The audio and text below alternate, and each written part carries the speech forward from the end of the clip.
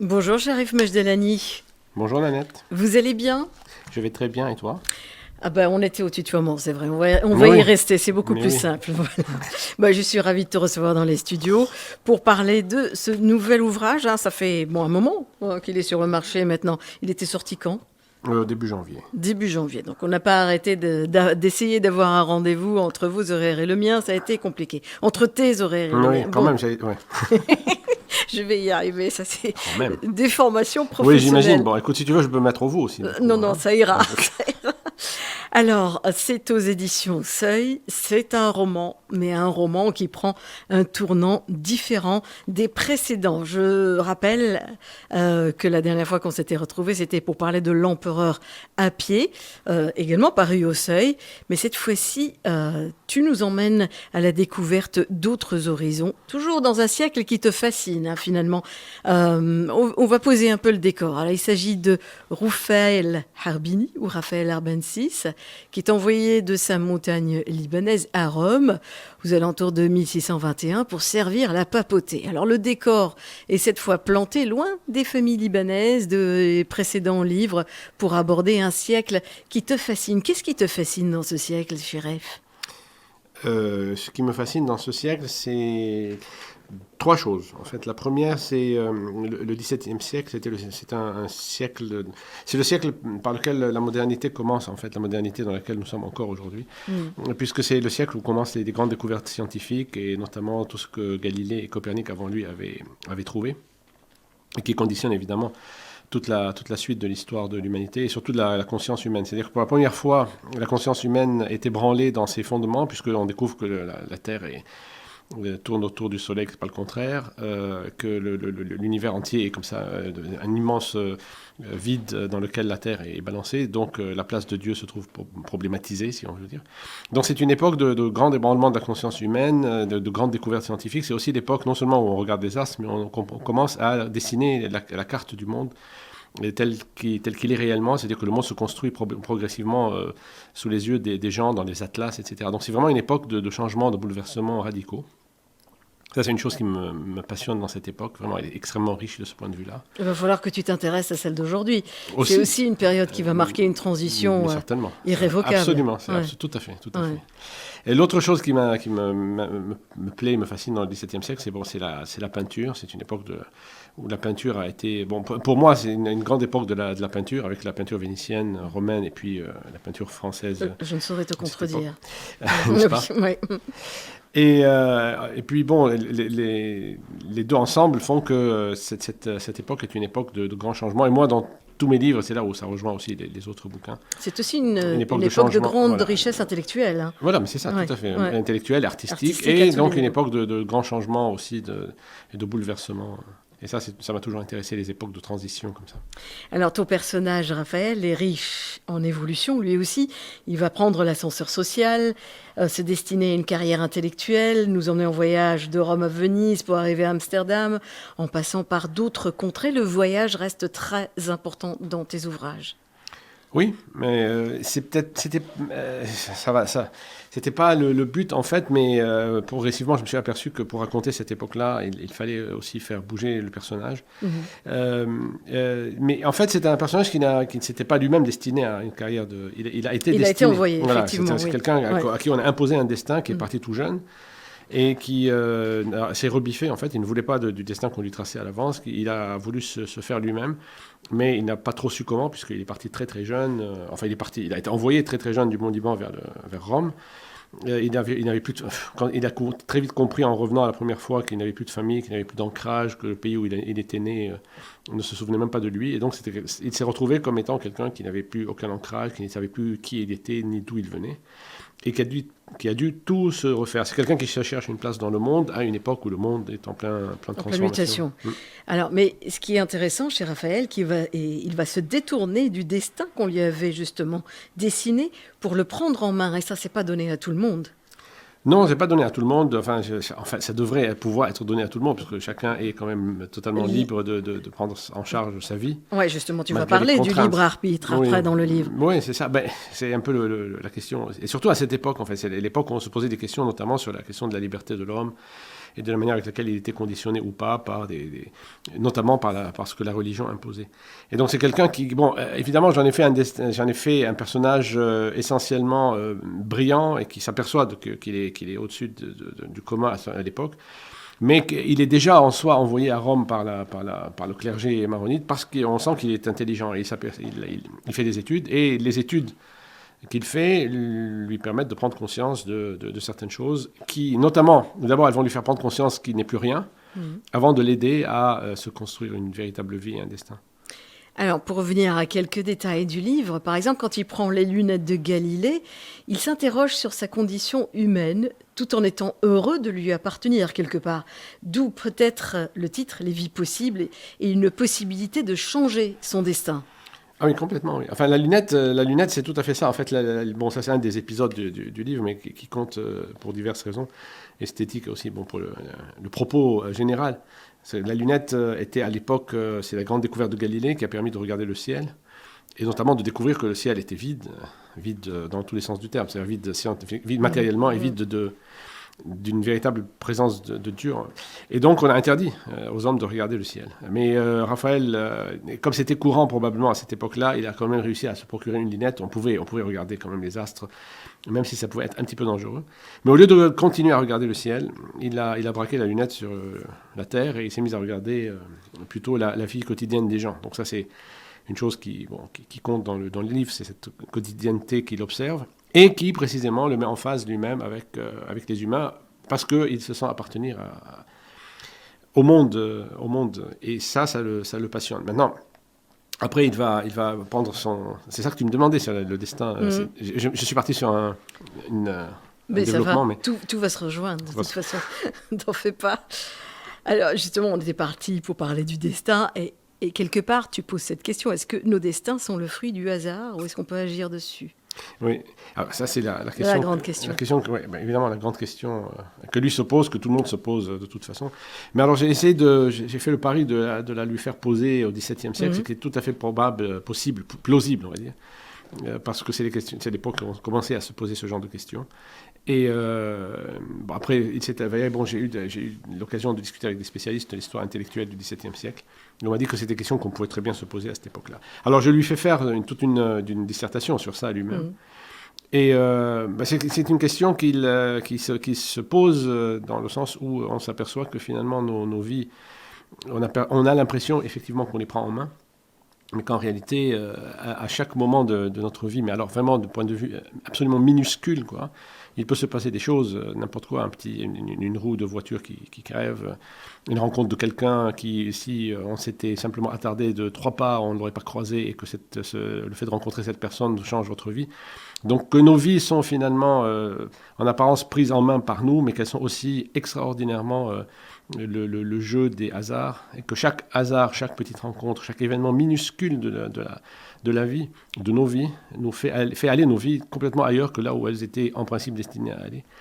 Et c'est aussi le cas de l'histoire en général, il me semble, parce que le personnage va aussi généraliser cette réflexion à l'ensemble de l'histoire humaine. Finalement, l'histoire humaine est faite on a l'impression de grands mouvements, de grandes décisions, mais que tout se fait aussi par des hasards incroyables, des choses tout à fait minuscules que de grands chefs de guerre ou des hommes politiques finalement peuvent prendre une décision plutôt qu'une autre simplement parce que l'un il a été enrhumé ou l'autre a bu trop de vin la veille, etc. Et prendre des décisions qu'il n'aurait pas prises. Et du coup, c'est l'histoire entière qui change et nos destins entiers. Mais alors justement, tu lis la question du destin à celle de la liberté. Est-ce que quand nos destins ne sont pas le fruit du hasard, ou sont le fruit du hasard, est-ce qu'on est de ce fait privé de liberté ? Mais oui, c'est ce que lui-même se pose. La question qui finit par se poser, évidemment.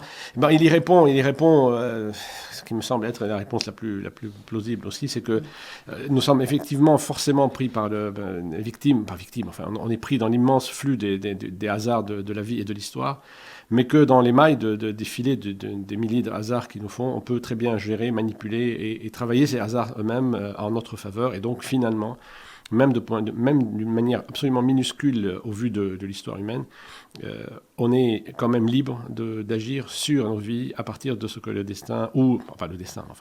ce que les hasards nous imposent. C'est qu'on est libre quand même dans la limite de ce que les hasards de la vie et les aléas de la vie nous imposent.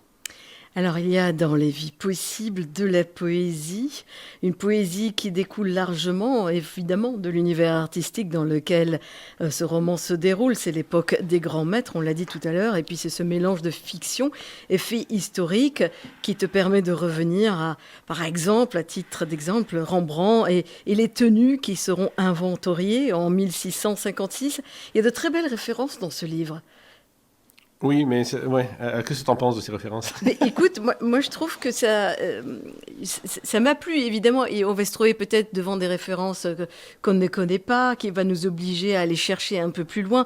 Mais je trouve que ce mélange entre l'art, la poésie, plante un très beau décor sur un processus d'écriture très différent de celui auquel tu nous as habitués. Hein. Oui, oui, absolument. Oui. Enfin, oui. Alors, tu as recours à un procédé d'écriture très court. Cette fois-ci, c'est des petits chapitres, des sortes de miniatures qui s'emboîtent et qui font qu'on n'a pas le temps de se laisser, qu'on est déjà catapulté dans un autre univers. Oui, écoute, à propos des références, bon, c'est entièrement des références inventées en fait. Il n'y en a pas une seule qui soit vraie. J'ai complètement inventé les références. C'est-à-dire que c'est un personnage dont j'ai inventé la vie et pour l'ancrer dans une possible réalité, j'ai mis des références, des livres, des ouvrages où on le cite, des rencontres, des tableaux où il serait plus ou moins représenté. Mais tout ça est entièrement fictif en fait. D'où l'intérêt, justement, d'éveiller la curiosité du lecteur pour ceux qui ne savent pas, qui pensent savoir. C'est une des choses qui m'ont beaucoup amusé dans les diverses rencontres que j'ai eues à l'occasion de la sortie du livre. C'est que certains lecteurs, certains journalistes, etc., s'étaient laissés prendre au jeu et avaient été chercher, effectivement, les références auxquelles je fais allusion, sans les trouver. Sans le trouver. Ce qui est évidemment la preuve de la réussite du livre, parce que du coup, on y croit, et si on y croit, c'est que ça a marché, je pense. Ça, c'est une des choses qui compte pour quelqu'un qui écrit.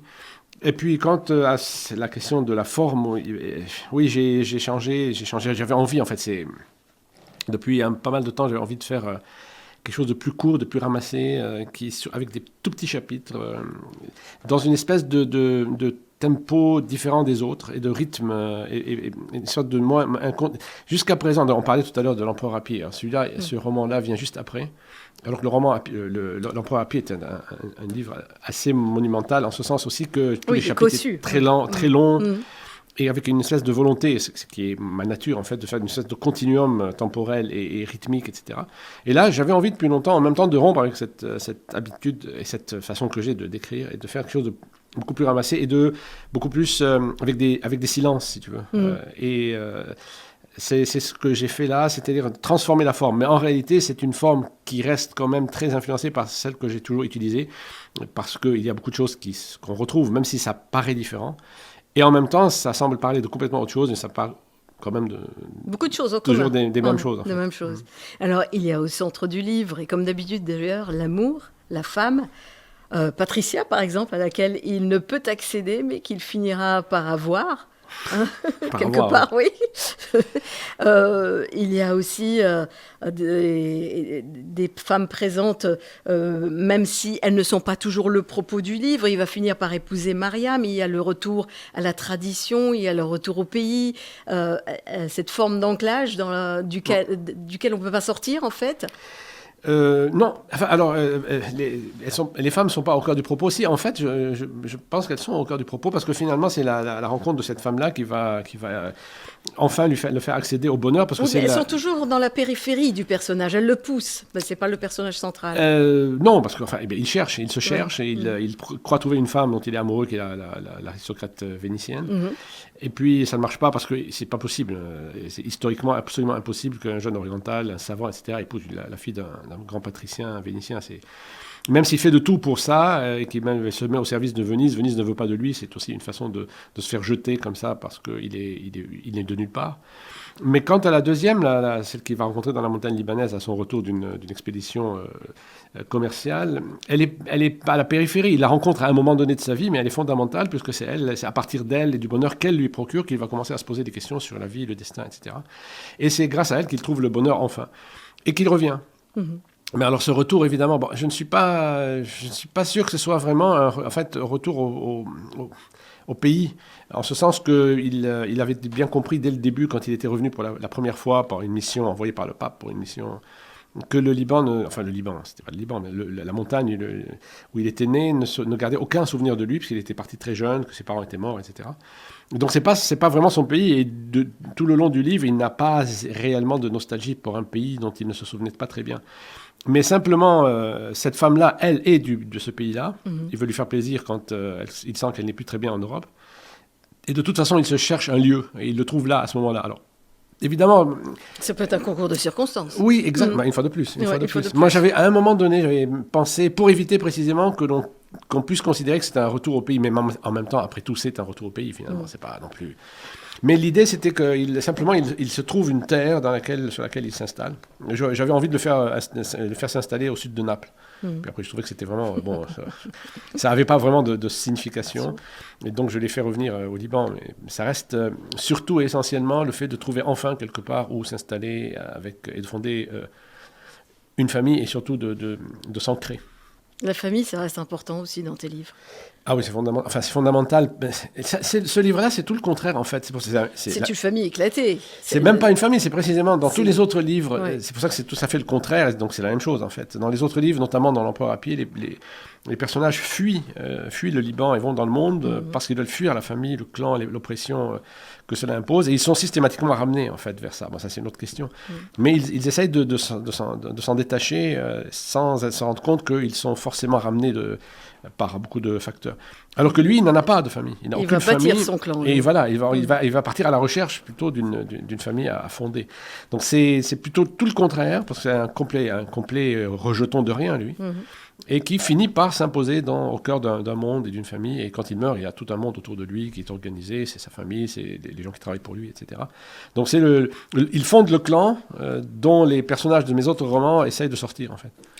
Alors en fait, tu as dit tout à l'heure, il naît de nulle part, certes, il naît de nulle part, mais tu reviens aussi en disant ça, et évidemment, à travers ton livre, à cette identité qui est en construction permanente chez toi. Oui, l'identité... On n'arrête pas de se demander qui on est et donc à se construire. Est-ce qu'on a besoin de répondre à cette question ? Est-ce qu'on a besoin de répondre à cette question ? Est-ce qu'on ne peut pas être un amalgame de toutes ces identités, justement ? Mais bien sûr, mais il faut le savoir et il faut être capable de l'assumer. Et donc forcément, c'est une question qu'on se pose. Et ça se construit, une identité individuelle se construit. Elle peut se construire contre les identités communautaires, religieuses, donc une identité individuelle absolument libre. Et elle peut se construire volontairement en fonction, par rapport à ou contre les identités communautaires, etc. Alors lui, ce personnage-là, il se construit, il est complètement libre, et trop libre. C'est ça son problème. Il est absolument de nulle part. Il est mis au service de la catholicité, alors qu'il n'en a rien à faire, en fait. Donc il se construit une identité. En réalité, il finit par se construire une identité individuelle totalement neuve, mais en mutation aussi, permanente.